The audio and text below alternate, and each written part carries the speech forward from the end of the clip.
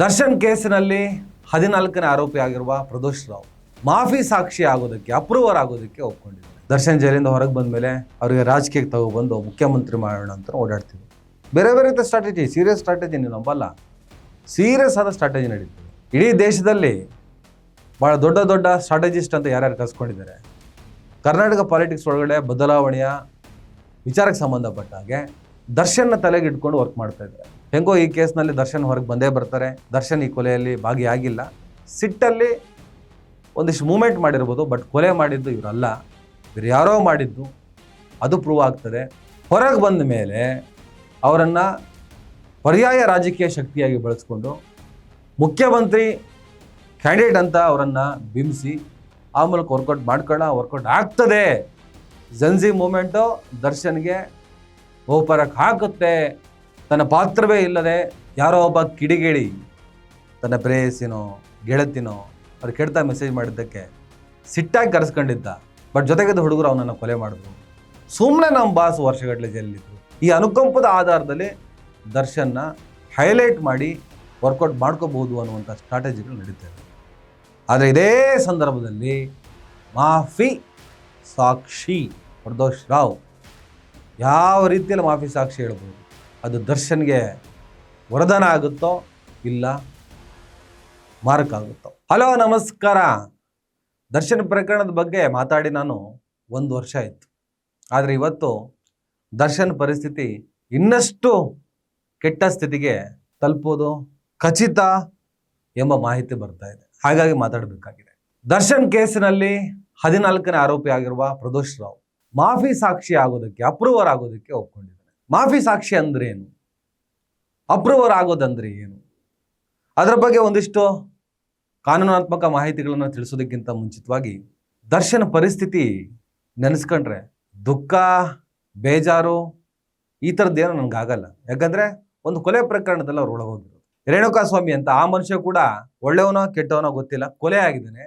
ಕಾನೂನು ಪ್ರಕಾರ ಕೊಲೆ ಮಾಡಿದವರು ಶಿಕ್ಷೆ ಅನುಭವಿಸಲೇಬೇಕಾಗುತ್ತೆ, ಸಂಕಷ್ಟಕ್ಕೆ ಬೀಳಲೇಬೇಕಾಗುತ್ತೆ. ನಾವು ಕಾನೂನು ಪ್ರಕಾರ ಮಾತಾಡಬೇಕಾಗಿದೆ. ಅಂಧ ಅಭಿಮಾನದಿಂದ ಮಾತಾಡೋಕ್ಕಾಗಲ್ಲ. ದರ್ಶನ್ ಎಷ್ಟು ದಾನ ಧರ್ಮ ಮಾಡಿದಾನೆ ಗೊತ್ತಾ? ದರ್ಶನ್ ಬಲಗೈಲಿ ಕೊಟ್ಟಿದ್ದ ಎಡಗೈ ಗೊತ್ತಾಗ್ತಾನೆ ಇರಲಿಲ್ಲ. ಆ ಥರದ ಒಳ್ಳೆ ಮನುಷ್ಯ ಇರ್ಬೋದು, ದರ್ಶನ್ ಒಳ್ಳೆ ಮನುಷ್ಯನೇ ಇರ್ಬೋದು. ಆದರೆ ಒಂದು ಕೊಲೆ ಪ್ರಕರಣದಲ್ಲಿ ಅವ್ರ ಜೈಲಿಗೆ ಹೋದ ಮೇಲೆ ಒಂದು ವೇಳೆ ಆ ಕೊಲೆ ಅವ್ರು ಮಾಡಿದ್ದಾರೆ ಅಥವಾ ಮಾಡಿಸಿದ್ದಾರೆ ಅನ್ನೋದು ಪ್ರೂವ್ ಆದರೆ ದರ್ಶನ್ ಖಂಡಿತವಾಗ್ಲೂ ಶಿಕ್ಷೆಗೀಡಾಗೇ ಆಗ್ತಾರೆ. ಇಲ್ಲ ದರ್ಶನ್ ಸಿಟ್ಟಿಂದ ರೇಣುಕಾಸ್ವಾಮಿನ ಕರೆಸಿದ್ದ, ಅವನ ಜೊತೆಗಿದ್ದಂಥ ಹುಡುಗರಿಗೆ ಸ್ವಲ್ಪ ಬುದ್ಧಿ ಕಲಿಸ್ರಿ ಅಂತ ಹೇಳಿದ್ರು.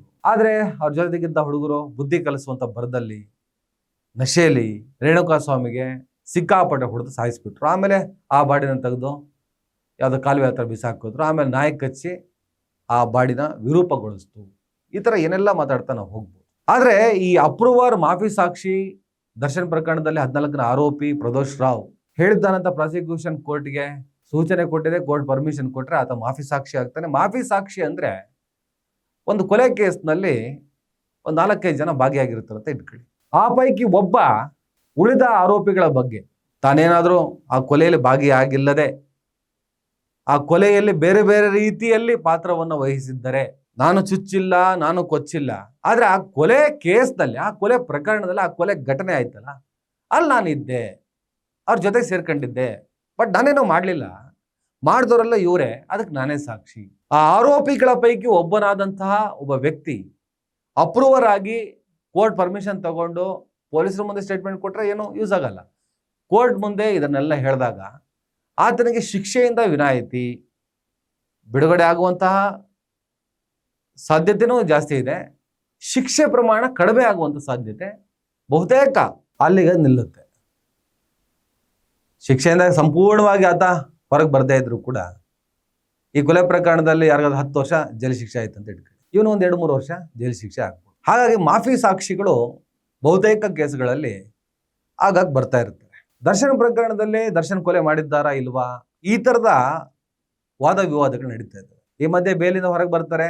ಇದಕ್ಕೆ ಸಂಬಂಧಪಟ್ಟ ಹಾಗೆ ಕರ್ನಾಟಕ ಸರ್ಕಾರ ಸುಪ್ರೀಂ ಕೋರ್ಟ್ಗೆ ಮನವಿ ಸಲ್ಲಿಸುತ್ತೆ.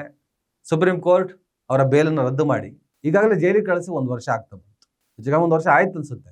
ಒಂದ್ಸಲ ಹೊರಗೆ ಬಂದು ಮತ್ತೆ ಜೈಲಿಗೆ ಹೋಗಿ 1 ವರ್ಷ ಆಗ್ತದೆ. ಈಗ ಅವರ ಜೊತೆಯಲ್ಲೇ ಇದ್ದ ಹೆಚ್ಚು ಕಮ್ಮಿ ದರ್ಶನ್ ಬ್ಯಾರಕ್ನಲ್ಲೇ ಇದ್ದಂತಹ ಪ್ರದೋಷ್ ರಾವ್ ನನ್ನನ್ನು ದರ್ಶನ್ ಬ್ಯಾರಕ್ಕಿಂದ ಬೇರೆ ಕಡೆ ಕಳಿಸಿ, ನಾನು ಮಾಫಿ ಸಾಕ್ಷಿ ಹೇಳ್ತೀನಿ, ಅಪ್ರೂವರ್ ಆಗ್ತೀನಿ ಅಂತ ಸ್ಟೇಟ್ಮೆಂಟ್ ಕೊಟ್ಟಿದ್ದೇನೆ.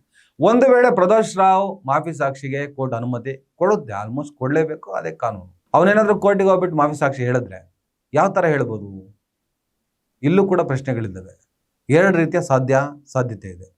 ಒಂದು, ಹೌದು ಕೊಲೆ ಆಗಿದೆ, ನಾವುಗಳೇ ಮಾಡಿದ್ದು, ನಾನು ಕೊಲೆ ಮಾಡದೇ ಇರ್ಬೋದು, ಆದರೆ ದರ್ಶನ್ ಈ ಕೊಲೆಯಲ್ಲಿ ಭಾಗಿಯಾಗಿಲ್ಲ.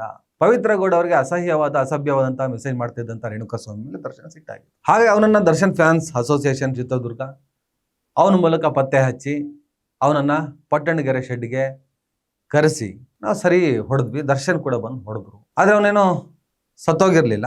ದರ್ಶನ್ ಹೋದ ಮೇಲೆ ಒಂದಿಷ್ಟು ಜನ ಇಂತಿಂತವನು ಅವನನ್ನ ಫುಟ್ಬಾಲ್ ಆಡಿದ್ರು ಅಥವಾ ಮಾರಣಾಂತಿಕವಾಗಿ ಹೊಡೆದ್ರು, ಅವನು ಸತ್ತೋದ. ಆಮೇಲೆ ಬಾಡಿನ ತಗೊಂಡೋಗಿ ಎಸ್ದ್ರು.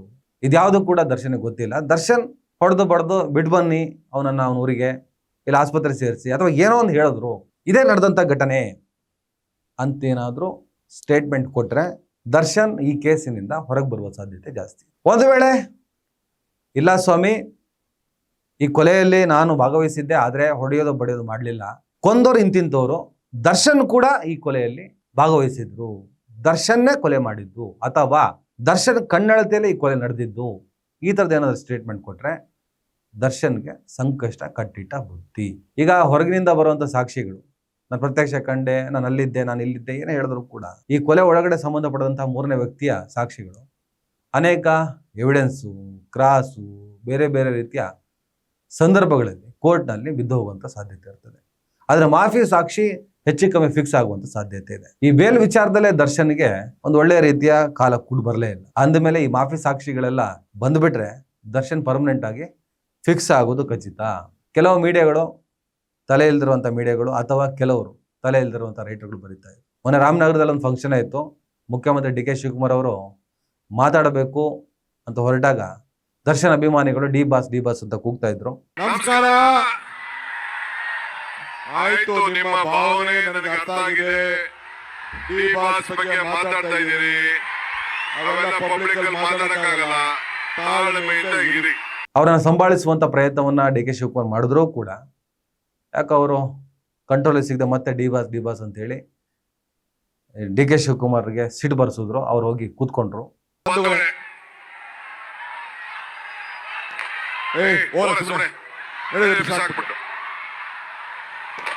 ಇದೆಲ್ಲದರ ಪರಿಣಾಮವಾಗಿ ಪ್ರದೋಷ್ ರಾವ್ ದರ್ಶನ್ ಕೇಸಿನ 14ನೇ ಆರೋಪಿ ಈ ಕೊಲೆ ಕೇಸಿಗೆ ಸಂಬಂಧಪಟ್ಟಾಗ ಮಾಫಿ ಸಾಕ್ಷಿ ಹೇಳೋದಕ್ಕೆ ಒಪ್ಕೊಂಡಿದ್ದಾನೆ. ಈ ಹಿಂದೆ ಇದೇ ಡಿ ಬಾಸ್ ಕೀಟ್ಲೆಗಳಲ್ಲಿ ಮಾಡಿದ್ದಕ್ಕೆ, ಅವರ ಅಭಿಮಾನಿಗಳು ಇದೇ ರೀತಿ ಅಂಧಾಭಿಮಾನ ಮೆರೆದಿದ್ದಕ್ಕೆ ಆತ ಮತ್ತೆ ಜೈಲಿಗೆ ಹೋಗೋ ರೀತಿ ಸುಪ್ರೀಂ ಕೋರ್ಟ್ ಮೂಲಕ ಮನವಿ ಸಲ್ಲಿಸಿ ಮತ್ತೆ ದರ್ಶನ್ನ ಜೈಲಿಗೆ ತಳ್ಳುವಂಥ ಕೆಲಸವನ್ನೇ ಕಾಂಗ್ರೆಸ್ ಸರ್ಕಾರ ಮಾಡಿತ್ತು. ಈಗ ಮೊನ್ನೆ ರಾಮನಗರ ಕಾರ್ಯಕ್ರಮ ಆದ್ಮೇಲೆ ಆ ಆರೋಪಿಗಳ ಪೈಕಿ ಒಬ್ಬ ಮಾಫಿ ಸಾಕ್ಷಿ ಹೇಳ್ತೀನಿ ಅಂತ ಹೊರಟಿದ್ದಾನೆ. ಸರ್ಕಾರವೇ ದರ್ಶನ್ ಟಾರ್ಗೆಟ್ ಮಾಡಿದೆ. ಬಿಕಾಸ್ ಆಫ್ ಈ ಹಿಂದೆ ಕಾಂಗ್ರೆಸ್ ವಿರುದ್ಧ ಮಂಡ್ಯದಲ್ಲಿ ಸುಮಲತಾ ಅಂಬರೀಶ್ ಚುನಾವಣೆಯಲ್ಲಿ ದರ್ಶನ್ ಅವರ ಪಾರ್ಟಿಸಿಪೇಟ್, ಇನ್ನಿತರ ವಿಚಾರಗಳು ಕಾಂಗ್ರೆಸ್ ಪರ್ಸನಲ್ ಆಗಿ ತಗೊಂಡಿದೆ, ಡಿ ಕೆ ಶಿವಕುಮಾರ್ ಪರ್ಸನಲ್ ಆಗಿ ತಗೊಂಡಿದ್ದಾರೆ. ಈ ಥರ ಏನೇನೋ ಬರೀತಾ ಇದ್ದಾರೆ. ಅದು ನಿಜಾನೋ ಅದು ಸುಳ್ಳೋ ತಮ್ಮ ಮೂಗಿನ ನೇರಕ್ಕೆ ಏನು ಅನಿಸುತ್ತೋ ಅದನ್ನು ಬರೆದು ಬಿಸಾಕೋದು. ಯಾಕೆ ಮಾಡ್ತಾರೆ ಇದನ್ನು? ರಾಜಕೀಯವಾಗಿ ಆಗುವಂಥ ವ್ಯತ್ಯಾಸಗಳಿಗೆ ಈ ಥರ ಪರ್ಸನಲ್ ಆಗಿ ಹೋಗ್ತಾರೆ ಅಂದರೆ ನಾನು ಅದನ್ನು ಗಂಭೀರವಾಗೇನೋ ಪರಿಗಣಿಸಕ್ಕೆ ಹೋಗಲ್ಲ. ಸ್ವಲ್ಪ ನಂಬೋದು ಕಷ್ಟ, ಸಾಧ್ಯನೇ ಇಲ್ಲ ಅಂತ ಏನೋ ನಾನು ಹೇಳಕ್ಕೆ ಹೋಗಲ್ಲ, ಸ್ವಲ್ಪ ನಂಬೋದು ಕಷ್ಟ ಆಗ್ತದೆ. ಏನೇವೇ ಸ್ನೇಹಿತರೆ, ರೇಣುಕಾಸ್ವಾಮಿ ಕೊಲೆ ಪ್ರಕರಣ ಸಂಬಂಧಪಟ್ಟಾಗೆ ಸುಮಾರು 17 ಜನ ಆರೋಪಿಗಳು ಈಗಾಗಲೇ ಜೈಲಲ್ಲಿದ್ದಾರೆ. ಈ ಪೈಕಿ ಪವಿತ್ರ ಗೌಡ A1 ಕೊಲೆ ಕಾರಣನೇ ಅವರು ರೇಣುಕಾಸ್ವಾಮಿ ಅವರಿಗೆ ಮೆಸೇಜ್ ಮಾಡಿದ್ದ. ಆ ಮೆಸೇಜನ್ನು ದರ್ಶನಿಗೆ ತೋರಿಸಿದ್ದವರು. ಅದರಿಂದ ಸಿಟ್ಟಾದ ದರ್ಶನ್ ಒಂದಿಷ್ಟು ಜನರನ್ನ ಬಳಸ್ಕೊಂಡು ರೇಣುಕಾಸ್ವಾಮಿನ ಕೊಲೆ ಮಾಡಿದ್ದ ಅಥವಾ ಮಾಡಿಸ್ದ ಅನ್ನೋದು ವಿಚಾರ. A1 Pavithra Gowda, A2 Darshan Thoogudeep, A3 Pavan, A4 Raghavendra, A5 Nikhil Nayak, A6 Keshava ಮೂರ್ತಿ, A7 ಕಾರ್ತಿಕ್, A8 ವಿನಯ್, 9 ಧನರಾಜು, 10 ಲಕ್ಷ್ಮಣ್, 11 ನಾಗರಾಜು, 12 ಅನು, 13 ದೀಪಕ್ ಕುಮಾರ್, 14ನೇ ಈಗ ಮಾಫಿ ಸಾಕ್ಷಿ ಹೇಳ್ತೇನೆ ಅಂತ ಹೇಳಿದ್ರಲ್ಲ 14ನೇ ಆರೋಪಿ ಪ್ರದೋಷ್ ಎಸ್ ರಾವ್, 15ನೇವನು ಚಂದು, 16ನೇವನು ಜಗದೀಶ್, 17ನೇವನು ರವಿಶಂಕರ್. ಈ ಎಲ್ಲರ ವಿರುದ್ಧ ಕೊಲೆ, ಅಪಹರಣ, ಕ್ರಿಮಿನಲ್ ಸಂಚು, ಸಾಕ್ಷ್ಯನಾಶ ಸೇರಿದ ಹಾಗೆ ವಿವಿಧ ಆರೋಪಗಳನ್ನು ದಾಖಲಿಸಿ ಚಾರ್ಜ್ ಶೀಟನ್ನು ಕೋರ್ಟ್ಗೆ ಸಲ್ಲಿಸಲಾಗಿದೆ. ನೋಡೋಣ ಏನಾಗ್ತದೆ ಅಂತ. ದರ್ಶನ್ ಜೈಲಿಂದ ಹೊರಗೆ ಬಂದ ಮೇಲೆ ಅವರಿಗೆ ರಾಜಕೀಯಕ್ಕೆ ತಗೊಬಂದು ಮುಖ್ಯಮಂತ್ರಿ ಮಾಡೋಣ ಅಂತ ಓಡಾಡ್ತಿದ್ರು. ಬೇರೆ ಬೇರೆ ರೀತಿಯ ಸ್ಟ್ರಾಟಜಿ, ಸೀರಿಯಸ್ ಸ್ಟ್ರಾಟಜಿ, ನೀವು ನಂಬಲ್ಲ, ಸೀರಿಯಸ್ ಆದ ಸ್ಟ್ರಾಟಜಿ ನಡೀತಿದೆ. ಇಡೀ ದೇಶದಲ್ಲಿ ಭಾಳ ದೊಡ್ಡ ದೊಡ್ಡ ಸ್ಟ್ರಾಟಜಿಸ್ಟ್ ಅಂತ ಯಾರ್ಯಾರು ಕಲ್ಸ್ಕೊಂಡಿದ್ದಾರೆ. ಕರ್ನಾಟಕ ಪಾಲಿಟಿಕ್ಸ್ ಒಳಗಡೆ ಬದಲಾವಣೆಯ ವಿಚಾರಕ್ಕೆ ಸಂಬಂಧಪಟ್ಟ ಹಾಗೆ ದರ್ಶನ್ನ ತಲೆಗೆ ಇಟ್ಕೊಂಡು ವರ್ಕ್ ಮಾಡ್ತಾ ಇದ್ದಾರೆ. ಹೆಂಗೋ ಈ ಕೇಸ್ನಲ್ಲಿ ದರ್ಶನ್ ಹೊರಗೆ ಬಂದೇ ಬರ್ತಾರೆ. ದರ್ಶನ್ ಈ ಕೊಲೆಯಲ್ಲಿ ಭಾಗಿಯಾಗಿಲ್ಲ, ಸಿಟ್ಟಲ್ಲಿ ಒಂದಿಷ್ಟು ಮೂವ್ಮೆಂಟ್ ಮಾಡಿರ್ಬೋದು, ಬಟ್ ಕೊಲೆ ಮಾಡಿದ್ದು ಇವರಲ್ಲ, ಬೇರೆ ಯಾರೋ ಮಾಡಿದ್ದು, ಅದು ಪ್ರೂವ್ ಆಗ್ತದೆ. ಅದಾದಮೇಲೆ ದರ್ಶನ್ ಒಂದು ಸಾದಾ ಜೈಲು ಶಿಕ್ಷೆ, ಅದಾಗಲೇ ಬೇಲ್ ಸಿಗದೆ ವರ್ಷಗಟ್ಟಲೆ ಜೈಲಲ್ಲಿ ಇರೋದ್ರಿಂದ ಅಲ್ಲಿಗೆ ಅವರ ಜೈಲು ಶಿಕ್ಷೆ ಅವಧಿ ಮುಗ್ದೋಗ್ತದೆ. ಅವ್ರು ಹೊರಗೆ ಬರ್ತಾರೆ. ಹೊರಗೆ ಬಂದ ಮೇಲೆ ಅವರನ್ನು ಪರ್ಯಾಯ ರಾಜಕೀಯ ಶಕ್ತಿಯಾಗಿ ಬಳಸ್ಕೊಂಡು ಮುಖ್ಯಮಂತ್ರಿ ಕ್ಯಾಂಡಿಡೇಟ್ ಅಂತ ಅವರನ್ನು ಬಿಂಬಿಸಿ ಆ ಮೂಲಕ ವರ್ಕೌಟ್ ಆಗ್ತದೆ. ಜನ್ಜಿ ಮೂಮೆಂಟು ದರ್ಶನ್ಗೆ ಬಹುಪರಕ್ಕೆ ಹಾಕುತ್ತೆ. ತನ್ನ ಪಾತ್ರವೇ ಇಲ್ಲದೆ ಯಾರೋ ಒಬ್ಬ ಕಿಡಿಗೇಡಿ ತನ್ನ ಪ್ರೇಯಸಿನೋ ಗೆಳತಿನೋ ಅವ್ರು ಕೆಡ್ತಾ ಮೆಸೇಜ್ ಮಾಡಿದ್ದಕ್ಕೆ ಸಿಟ್ಟಾಗಿ ಕರೆಸ್ಕೊಂಡಿದ್ದ. ಬಟ್ ಜೊತೆಗಿದ್ದ ಹುಡುಗರು ಅವನನ್ನು ಕೊಲೆ ಮಾಡಿದ್ರು. ಸುಮ್ಮನೆ ನಮ್ಮ ಬಾಸ್ ವರ್ಷಗಟ್ಟಲೆ ಜೈಲಿದ್ರು. ಈ ಅನುಕಂಪದ ಆಧಾರದಲ್ಲಿ ದರ್ಶನ್ನ ಹೈಲೈಟ್ ಮಾಡಿ ವರ್ಕೌಟ್ ಮಾಡ್ಕೋಬಹುದು ಅನ್ನುವಂಥ ಸ್ಟ್ರಾಟಜಿಗಳು ನಡೀತಾ ಇದ್ದಾವೆ. ಆದರೆ ಇದೇ ಸಂದರ್ಭದಲ್ಲಿ ಮಾಫಿ ಸಾಕ್ಷಿ ಪ್ರದೋಷ್ ರಾವ್ ಯಾವ ರೀತಿಯಲ್ಲಿ ಮಾಫಿ ಸಾಕ್ಷಿ ಹೇಳ್ಬೋದು, ಅದು ದರ್ಶನ್ಗೆ ವರದಾನ ಆಗುತ್ತೋ ಇಲ್ಲ ಮಾರಕ ಆಗುತ್ತೋ ಕಾದ್ ನೋಡೋಣ. ನಮಸ್ಕಾರ.